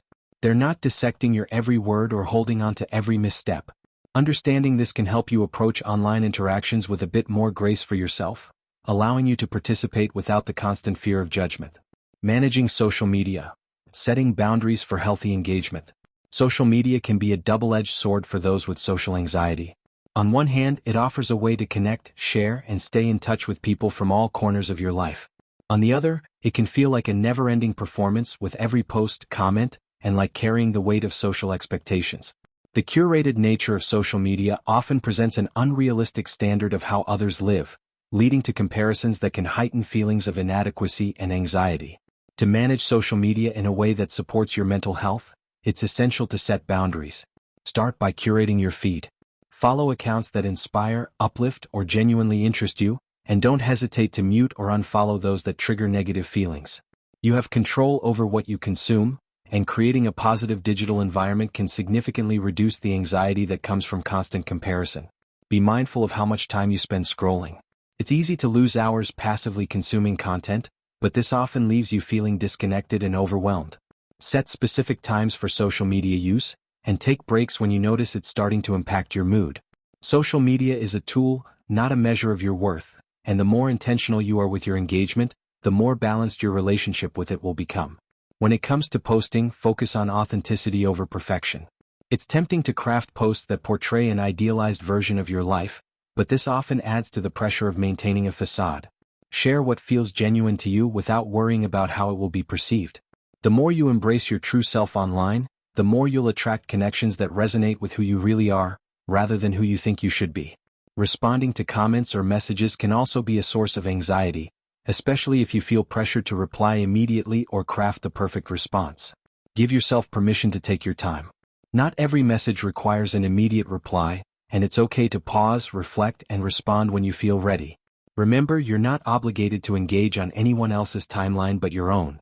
Navigating video calls. Facing the virtual spotlight. Video calls have become a staple of modern communication, whether for work, socializing, or virtual events. While convenient, they can also trigger a unique form of social anxiety. The experience of seeing yourself on screen, the pressure to maintain eye contact with a camera, and the awkwardness of talking to a grid of faces can make even the simplest interactions feel stilted and unnatural. To manage video call anxiety, start by setting up a comfortable environment. Choose a spot with good lighting, minimal distractions, and a setup that allows you to feel at ease. Being in a familiar and comfortable space can help reduce the feeling of being on display. If seeing your own face is distracting or anxiety-inducing, consider turning off the self-view feature.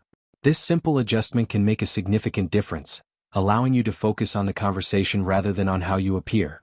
Another helpful strategy is to prepare ahead of time, especially for work-related calls or virtual meetings. Have any necessary notes, talking points, or materials ready so that you feel equipped and organized. The more prepared you are, the less you'll feel flustered in the moment. Remember, it's okay to take notes during the call, jot down questions, or even ask for a moment to gather your thoughts if you need to respond. When engaging in video calls, try to maintain a relaxed, natural posture. You don't need to sit rigidly or overperform eye contact. Treat the screen like a window into a conversation, not a stage. If your mind goes blank or you feel anxious, take a breath and allow yourself a moment to recalibrate. Virtual communication is still communication, and it's okay to have pauses, missteps, or moments of silence. Socializing via video calls can also feel challenging, especially when it involves larger groups or unfamiliar faces. If joining a virtual social event feels overwhelming, set small, manageable goals for yourself. Aim to stay for a set amount of time or to participate in one group activity or discussion. If you need to step away or take a break, it's perfectly acceptable to mute your mic or turn off your camera momentarily.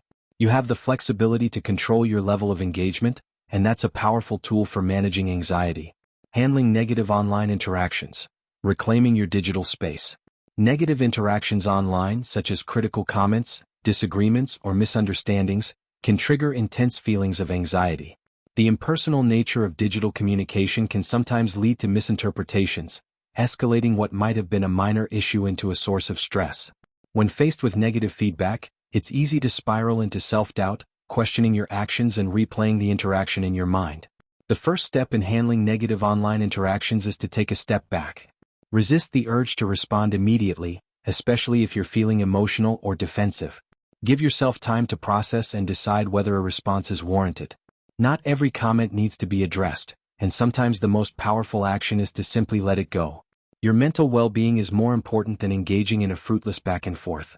If you choose to respond, keep it calm and measured. Focus on clarifying misunderstandings or sharing your perspective without getting drawn into personal attacks or heated exchanges. Online communication often lacks the nuance of face-to-face interactions, so strive for clarity and kindness, even when addressing conflict. And remember, it's okay to disengage if the conversation isn't productive. Setting boundaries, even in the digital world, is a form of self-care. Blocking or muting individuals who consistently bring negativity into your digital space is another valid option. Your online environment should feel safe, supportive, and aligned with your values. You're not obligated to tolerate hostility, and taking control of who has access to your digital presence is a powerful way to reclaim your sense of peace. Embracing digital communities, finding connection without the pressure. The internet offers a vast array of digital communities, from interest-based forums to support groups, where you can connect with others who share similar passions or experiences. For those with social anxiety, these spaces can provide a sense of belonging without the immediacy of in-person interactions. Whether it's joining a book club on Goodreads, participating in a mental health forum, or connecting with fellow hobbyists on Reddit, digital communities allow you to engage at your own pace. One of the benefits of online communities is the ability to choose how much or how little you participate. You can start by reading others' posts, gradually liking or commenting when you feel comfortable, and eventually contributing your own content if you're inspired to do so. There's no pressure to engage constantly. You can dip in and out as you please, finding the level of interaction that feels right for you. These communities also offer a valuable reminder that you're not alone in your experiences. Seeing others share their own struggles, triumphs, and day-to-day moments can be incredibly validating, reducing the sense of isolation that social anxiety often brings. You're part of a broader network of individuals navigating similar challenges, and that connection, even when virtual, can be a source of strength. Digital communities also offer a space to practice social skills in a low-pressure environment. Engaging in discussions, offering support, or even asking questions can help you build confidence that translates into your offline interactions. The skills you develop online, communicating clearly, managing different perspectives, and expressing yourself authentically, are valuable assets that extend beyond the screen. Reflecting on your digital presence, aligning your online life with your values. It's easy to get swept up in the fast-paced nature of the digital world, but taking the time to reflect on your online presence can be a grounding exercise. Consider how you're showing up in the virtual space. Are you engaging in ways that feel authentic and aligned with your values, or are you caught in patterns of comparison, validation seeking, or avoidance? There's no right or wrong way to navigate the digital realm, but being mindful of how it affects your mental and emotional well-being is essential. If you find that certain platforms or interactions consistently leave you feeling anxious, disconnected, or drained, it might be time to reassess your relationship with them. You have the power to curate your digital experience in a way that supports your mental health, fosters positive connections, and reflects who you truly are. This might mean reducing your time on certain apps, changing your approach to online interactions, or even taking a digital detox to reset your relationship with technology. At the end of the day, your digital life is an extension of your real life. It's a tool that can enhance your connections, provide support, and open doors to new opportunities, but it doesn't define you. By setting boundaries, embracing authenticity, and managing your anxiety with intention, you can create an online presence that feels empowering rather than overwhelming. Wrapping up. Navigating the digital world with confidence. The digital world, with all its complexities, can be a challenging landscape to navigate when you have social anxiety. But it's also a space rich with opportunities for connection, learning, and self-expression. By approaching your online interactions with intention, setting boundaries that protect your well-being, and embracing your true self, you can turn the digital realm into a place of growth rather than a source of stress. Remember, you have the power to shape your online experience. You're not obligated to engage in ways that feel uncomfortable or to meet the expectations of a digital audience. You're free to show up as you are, flaws, quirks, and all, and to find joy in the connections you make along the way. Keep taking those small steps, both on and offline, knowing that each one brings you closer to a more confident, connected version of yourself. The digital world isn't just a screen. It's a space where your voice can be heard, where your presence matters, and where your journey is just as valid as anyone else's. Embrace it, manage it, and let it be a part of your path toward overcoming social anxiety, one click at a time. Chapter 10: Handling Setbacks, Resilience and Coping Strategies. The journey of overcoming social anxiety is rarely a straight line. It's filled with ups and downs, moments of progress, and inevitable setbacks. There will be days when you feel on top of the world, confident, connected, and capable, and then there will be days when anxiety seems to tighten its grip, pulling you back into familiar fears and doubts. These setbacks can feel disheartening, as if all your hard work has unraveled in an instant. But setbacks are not failures. They are a natural part of any growth process. They offer valuable lessons, test your resilience, and ultimately strengthen your resolve to keep moving forward. In this chapter, we'll explore how to handle setbacks with grace, compassion, and a mindset geared toward growth. We'll look at strategies for managing the emotional fallout of setbacks, reframing them as opportunities for learning, and developing coping mechanisms that help you bounce back stronger. Resilience isn't about never falling down. It's about rising each time you do, with a deeper understanding of yourself and a renewed commitment to your journey. The emotional impact of setbacks. Understanding the feelings that arise. Setbacks often stir up a range of difficult emotions: frustration, self-doubt, disappointment, and even shame. When anxiety resurfaces or a social interaction doesn't go as planned, it's easy to feel like you've taken 10 steps back. You might start questioning your progress, doubting your abilities, or feeling as though you're stuck in a loop you can't escape. These emotions are valid, and acknowledging them is the first step toward moving past them. It's important to recognize that setbacks are not a reflection of your worth or a sign that you're failing. They are simply part of the human experience, especially when you're challenging deeply ingrained patterns like social anxiety. Everyone, no matter how confident they appear, faces moments of insecurity and struggle. The difference lies not in avoiding these moments but in how you respond to them. When a setback occurs, give yourself permission to feel what you're feeling without judgment. It's okay to be upset, to feel discouraged, or to need a moment to process the experience. Allowing yourself to sit with these emotions, rather than pushing them away or berating yourself for having them, creates space for healing. You're not obligated to feel positive all the time. You're simply asked to be kind to yourself as you navigate the complexities of your emotions. Reframing setbacks, seeing them as part of the process. One of the most powerful ways to handle setbacks is to reframe them as a normal, even necessary part of the growth process. Setbacks are not roadblocks. They are stepping stones that provide you with invaluable insights. They reveal the areas where you still need to grow, highlight patterns that may be holding you back, and offer a chance to refine your strategies. When you shift your perspective from seeing setbacks as failures to viewing them as learning opportunities, you reclaim your power. Think of your journey as a spiral rather than a straight line. You might circle back to familiar challenges, but each time you do, you're approaching them with more experience, more tools, and a deeper understanding of yourself. Setbacks are not signs that you're back at square one. They are moments of revisiting old territory with a fresh perspective. This spiral of growth allows you to deepen your resilience and sharpen your skills, turning each stumble into a chance to stand taller. Reflecting on a setback with curiosity rather than criticism can help you uncover the lessons hidden within it. Ask yourself what triggered the anxiety, what thoughts or behaviors contributed to the experience, and what you might do differently next time. This reflection isn't about assigning blame or finding fault. It's about gaining clarity and using that insight to inform your next steps. The more you can view setbacks as teachers rather than obstacles, the more empowered you become to continue your journey with renewed determination. Developing coping strategies, tools for navigating difficult moments. Having a toolkit of coping strategies can make all the difference when you're dealing with setbacks. These strategies are your safety net, providing you with concrete actions you can take to manage your anxiety and regain your balance. Coping strategies are not about erasing anxiety but about creating space to breathe, regroup, and approach challenges with a clearer mind. Grounding techniques are particularly helpful when anxiety feels overwhelming. Focusing on your breath, engaging your senses, or using simple physical movements like stretching can help bring you back to the present moment. These actions serve as a mental reset, breaking the cycle of anxious thoughts and reconnecting you with your body. The goal is not to banish anxiety entirely but to reduce its intensity, allowing you to think and act with greater calm. Positive self-talk is another crucial coping mechanism. When a setback occurs, the inner critic often kicks into high gear, bombarding you with negative self-assessments and what-if scenarios. Combating this internal dialogue with affirmations or compassionate self-reminders can help counteract the spiral of self-doubt. Phrases like, "I'm learning, this is temporary," or "I've faced challenges before and I can face this too," can act as anchors, grounding you in a more balanced mindset. Connecting with others can also be a powerful way to cope with setbacks.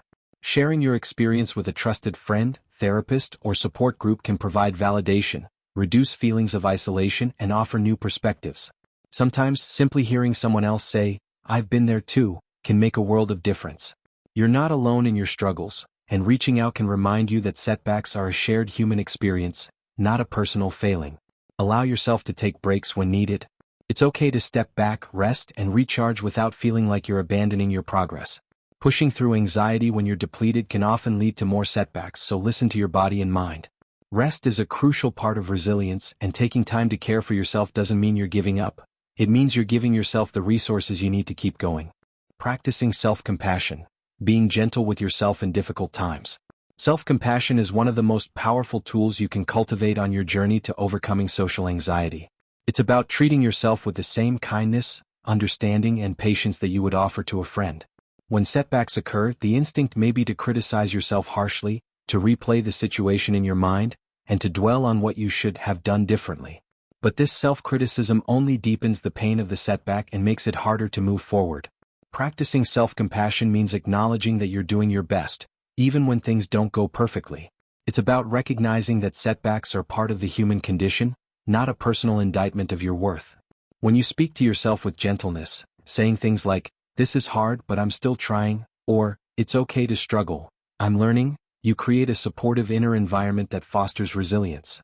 Self-compassion also involves giving yourself permission to make mistakes. You're not on a quest for perfection. You're on a journey of growth, which means there will be bumps along the way. Allow yourself to be imperfect, to have moments of doubt, and to make missteps. These experiences don't define you, they're simply part of the path you're walking. One practice that can help cultivate self-compassion is writing a letter to yourself from the perspective of a kind friend. In this letter, offer words of encouragement, understanding, and support. Acknowledge the difficulty of what you're facing and affirm your commitment to keep going. Reading this letter during times of setback can serve as a powerful reminder that you're worthy of kindness, even when things feel tough. Building resilience, bouncing back and moving forward. Resilience isn't about never feeling anxiety again. It's about developing the ability to bounce back from setbacks with a renewed sense of purpose. Each time you encounter a setback and find a way through it, you're building resilience. You're proving to yourself that anxiety, no matter how strong, doesn't have the final say. Your strength, determination, and willingness to keep trying are the true measures of your progress. One of the keys to building resilience is maintaining perspective. Setbacks are moments in time, not permanent states of being. They don't erase the progress you've made, nor do they define your future. When you encounter a difficult moment, remind yourself that it's just that, a moment. It will pass, and when it does, you'll still have all the growth, learning, and courage you've gained along the way.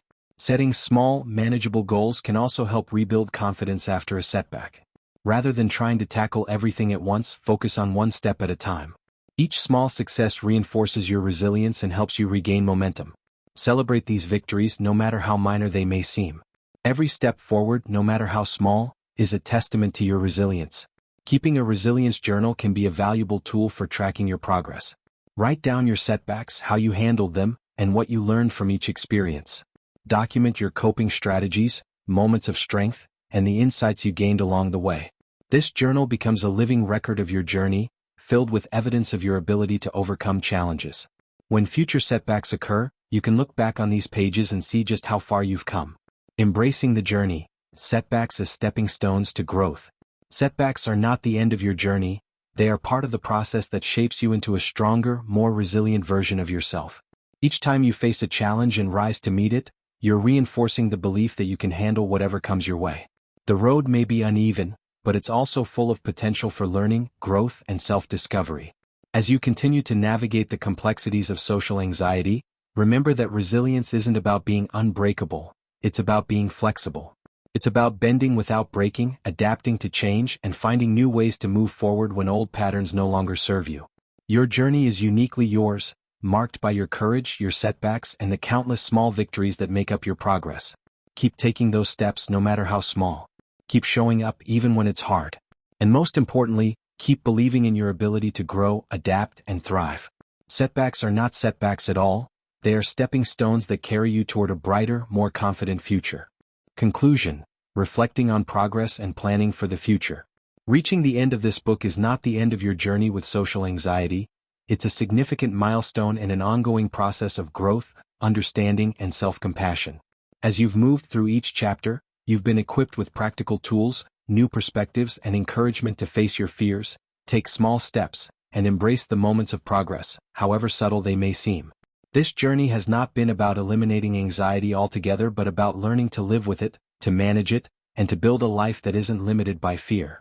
This concluding chapter is an invitation to reflect on how far you've come, to recognize the courage it takes to confront your anxiety, and to plan for the next steps in your ongoing path toward a more confident and connected self. Social anxiety doesn't have to define you or dictate your choices. It's just one part of your experience, and you have the power to shape how it influences your life. Let's take a moment to acknowledge your achievements, explore how to maintain your progress, and set your intentions for the future. Reflecting on your journey, acknowledging your progress. It's easy to get caught up in what still feels challenging and to overlook the strides you've made. Reflection is a powerful tool that allows you to pause, take stock, and appreciate your progress. Consider where you were when you first started this journey. What were your biggest fears?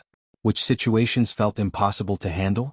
Now think about the steps you've taken, the moments of courage that got you through tough interactions, and the times when you pushed back against your anxiety, even if just a little. Reflection isn't about highlighting perfection, it's about recognizing growth. Perhaps you found yourself speaking up in a meeting when you'd usually stay silent, or maybe you attended a social event even though you were tempted to cancel. These moments are significant, and each one represents a victory over the patterns of avoidance that anxiety often encourages. You've shown up for yourself time and time again, and that's something to be proud of. As you reflect, it's also important to acknowledge the emotional work you've done. Managing social anxiety isn't just about outward actions, it's about the inner shifts, challenging negative thoughts, being kinder to yourself, and choosing to keep going even when it's hard. These internal victories are just as valuable as any external accomplishment, and they are the foundation of the resilience you've been building. Maintaining your progress, strategies for ongoing growth. Now that you've laid a solid foundation, the question becomes, how do you maintain your progress? The key is to keep practicing even when anxiety rears its head. Progress with social anxiety is often 2 steps forward, 1 step back, and that's okay. What matters is that you continue to engage with the strategies that have worked for you, adapting and refining them as needed. Consistency is crucial. The more you expose yourself to the situations that trigger your anxiety, the more desensitized you become to the fear they provoke. This doesn't mean forcing yourself into overwhelming scenarios but rather continuing to take small, manageable steps that gradually expand your comfort zone. Whether it's making a point to chat with a colleague, attending a new class, or participating in a community group, these ongoing exposures reinforce the message that you are capable and that anxiety, while present, doesn't have to dictate your actions. Setting intentions for how you want to continue growing can also be motivating. Think about areas where you'd like to see more progress. Is it being more assertive in social settings? Feeling less self-conscious during conversations? Building deeper connections with others? By identifying your goals, you can create a sense of direction and purpose in your ongoing efforts, reminding yourself that each small step is moving you closer to where you want to be. Self-care remains an essential part of maintaining progress. Anxiety can be draining, and it's easy to become worn out if you're constantly pushing yourself without allowing for rest. Make space for activities that recharge you. Whether it's spending time in nature, reading, practicing mindfulness, or simply taking a quiet moment for yourself. Taking care of your mental and emotional well-being ensures that you have the energy and resilience to keep engaging with the challenges that come your way. Embracing uncertainty, the art of letting go. One of the greatest sources of anxiety is the fear of the unknown. Wondering how a conversation will go, worrying about others' perceptions, or anticipating social situations that feel unpredictable. But part of overcoming social anxiety involves embracing this uncertainty rather than trying to control it. Life is full of unknowns, and the reality is that not every interaction will go smoothly, not every response will be positive, and not every moment will be comfortable. This is not a reflection of your worth but simply the nature of human connection. Letting go of the need for certainty means allowing yourself to show up imperfectly, to take risks without guarantees, and to be okay with whatever happens next. This doesn't mean you won't feel anxious, but it does mean you can move forward despite that anxiety, trusting that you can handle whatever comes. Embracing uncertainty is a form of liberation. It frees you from the constant pressure to be perfect and opens you up to the richness of real, unscripted life. Cultivating a mindset of flexibility is key. Instead of striving for flawless interactions, aim for genuine ones. Allow space for mistakes, for awkward pauses, and for the occasional misstep. These moments are not failures. They are the texture of real, authentic communication. When you let go of rigid expectations and embrace the messiness of being human, you give yourself the grace to connect in a way that feels honest and fulfilling. Planning for the future. Setting intentions for continued growth. As you look toward the future, it's helpful to set intentions rather than rigid goals. Intentions are about direction, not destination. They guide you without the pressure of specific outcomes. Consider what kind of social life you want to build. Do you want to feel more at ease in group settings? Develop deeper friendships? Speak up more in professional environments? Setting these intentions gives you a sense of purpose and helps you stay focused on what matters most to you. Think about the values that guide your social interactions. Are you seeking connection, authenticity, or simply a sense of comfort in your own skin? Let these values shape the way you approach social situations. When you align your actions with your values, you're not just trying to manage anxiety, you're actively creating the kind of social experiences that enrich your life. It's also important to recognize that this journey is not one you have to navigate alone. Seeking support, whether through therapy, support groups, or trusted friends, can provide ongoing encouragement and guidance. There's no shame in asking for help or in acknowledging that social anxiety is a challenge that benefits from collective support. You are not alone in this, and reaching out to others can deepen your resilience and sense of community. As you continue to grow, remember that progress is not always visible in the moment. It's the accumulation of countless small actions, each one building on the last, that leads to lasting change. Be patient with yourself. Celebrate the victories, however minor they may seem, and don't let setbacks discourage you. They are simply reminders that you are still learning, still evolving, and still moving forward. Final thoughts. Embracing your journey with compassion. Social anxiety may always be a part of your life, but it doesn't have to define it. You've taken the time to understand your anxiety, to challenge it, and to build a relationship with it that empowers you rather than limits you. This journey requires immense courage, and every step you've taken, every challenge faced, every conversation started, every fear confronted, is a testament to your strength. Embrace your journey with compassion. Be gentle with yourself on the hard days, and celebrate the moments of lightness and connection that come your way. Your progress is real and it is meaningful, even if it doesn't always feel linear. Each time you choose to engage rather than avoid, to speak rather than stay silent, and to show up as your authentic self, you are rewriting the narrative of your life. Keep moving forward with hope, patience, and a deep belief in your capacity to grow. The world is filled with opportunities for connection, for joy, and for discovery, and you are deserving of every bit of it. Continue to take small steps, to reach out, and to trust in the process. Your journey is ongoing, and every day is a chance to build a more confident, connected version of yourself. Thank you for committing to this path. Your courage is inspiring, and your story is still unfolding in the most beautiful ways. Keep going. The best is yet to come.